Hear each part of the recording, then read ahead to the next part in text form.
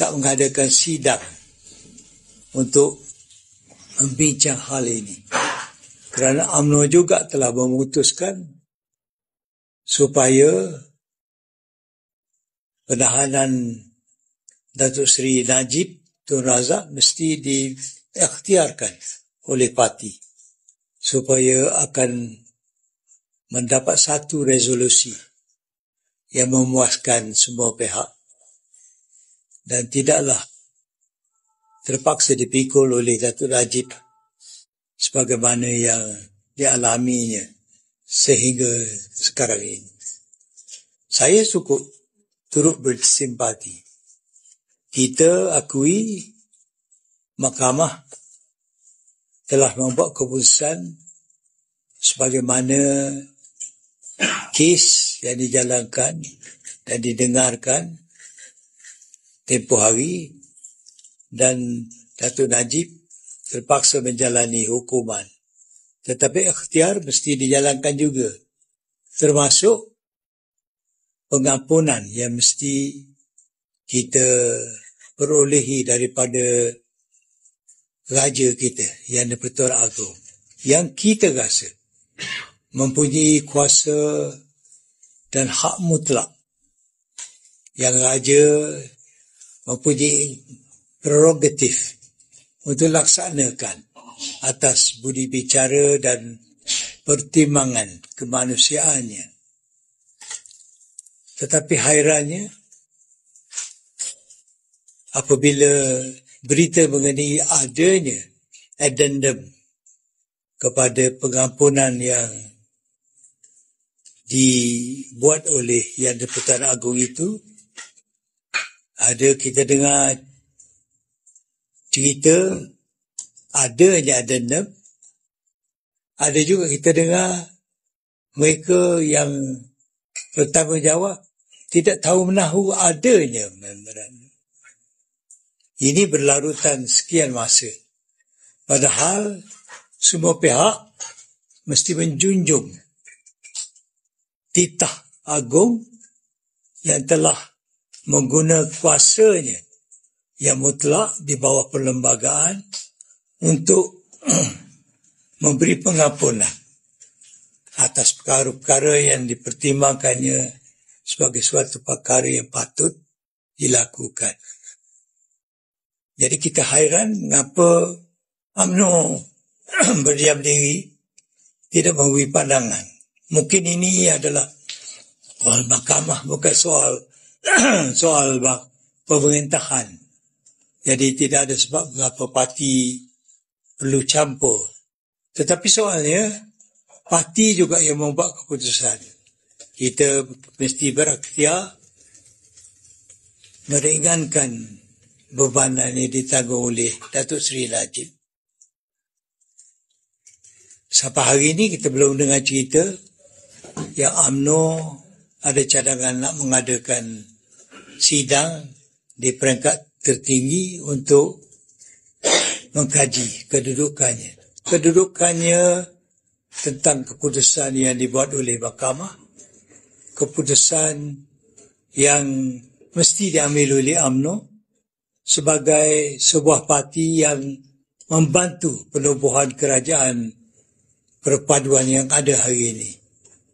Sebab tanpa penglibatan UMNO dan sokongan daripada ahli-ahli Parlimen UMNO, kerajaan ini tak wujud. Tak mungkin wujud dengan jumlah yang ada di pihak kerajaan sekarang. Jadi itulah menyebabkan kita bertanya-tanya mengapa ini tak berlaku. Dan kita tak fikir mereka yang diberi jawatan dan memegang jawatan politik hasil daripada kerjasama itu, mereka membelakangkan tanggungjawab terhadap rakyat dan parti kerana kepentingan kedudukan dalam pemerintahan ataupun jawatan yang difikir penting bagi mereka. Mungkin, saya tidak tahu. Tetapi saya tak fikir itu menjadi perkara utama.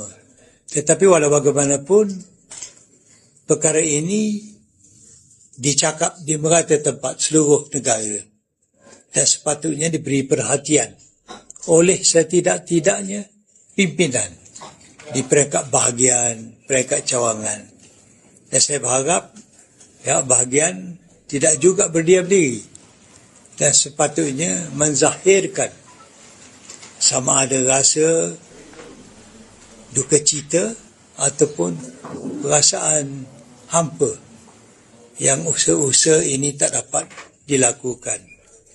Kata setengah pihak, mungkin kerana pengampunan itu tak dapat dilakukan seperti mana biasa ataupun pada masa-masa yang lepas kerana binaan perlembagaan yang dibuat dalam tahun 1993 dalam mana Agong mesti dinasihatkan dulu oleh lembaga pengampunan sebelum memberi pengampunan. Tetapi kita juga dimaklumkan Agong mempunyai hak mutlak berkuasa memberi pengampunan tanpa nasihat daripada mana-mana pihak. Dan kalaupun perlu nasihat, bagaimana setengah diberi pengampunan tanpa lembaga penasihat. Tetapi kes ini tak tahulah apa nak kata, sudah berlarutan. Mengapa tak boleh diputuskan dengan cepat sebagaimana yang diharap-harapkan oleh orang ramai, terutama sekali orang-orang UMNO yang mahu melihat selesainya tindakan yang perlu dilakukan untuk membebas Datuk Seri Najib. Jadi saya sendiri rasa tekilan dengan apa yang telah berlaku dan saya berharap pimpinan UMNO akan membaiki kedudukannya supaya UMNO dapat bertindak tanpa segan, malu dan sebagainya untuk menjaga kepentingan rakyat. Lebih-lebih lagi menjaga kepentingan undang-undang. Sebab kalaulah di satu segi Agong boleh memberi pengampunan tanpa dapat nasihat daripada lembaga pengampunan ataupun sesiapa, mengapa kes ini mesti nak libatkan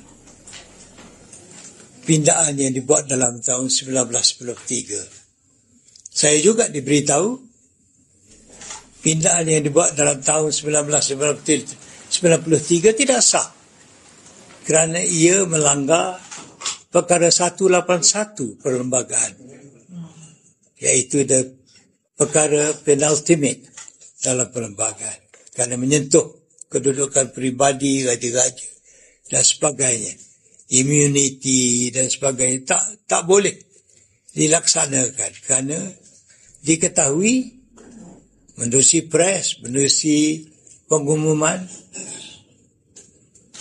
9 raja yang sanggup berunding dengan wakil-wakil parti pemerintah ketika itu telah menolak 9-0 cadangan membawa rang undang-undang tersebut dalam 1993. Bahkan ada yang menyatakan orang yang terlibat dalam pembawaan bacaan kali yang ketiga atau ketiga rang undang-undang ini telah melanggar akta hasutan, seditious, dalam arti mana yang mudah. Maka bagaimana pula dengan kes ini yang kita kena dalami?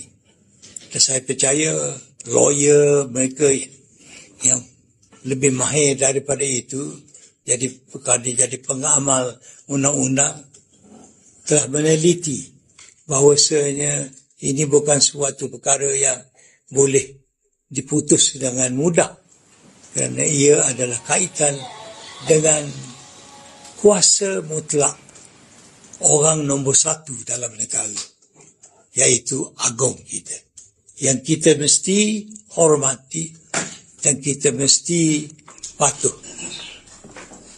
Itulah kunci kepada perlembagaan negara kita. Unik dari segi itu kerana kita raja berperlembagaan, berkuasa negara ini, dan kita mesti hormati apa yang telah ditentukan oleh perlembagaan yang kita terima untuk kemerdekaan tanah air kita. Itu sajalah yang saya nak lafazkan supaya jelas sedikit. Tetapi saya ulangi, saya tidak menghadiri perjumpaan kita ini kerana nak mengkritik keputusan mahkamah ataupun nak pertikaikan kuasa-kuasa di dalam perlembagaan negara kita. Bahkan kita terus menghormati keputusan mahkamah dan menjunjung perintah Tuanku Agong kita yang jadi orang utama dalam negara kita.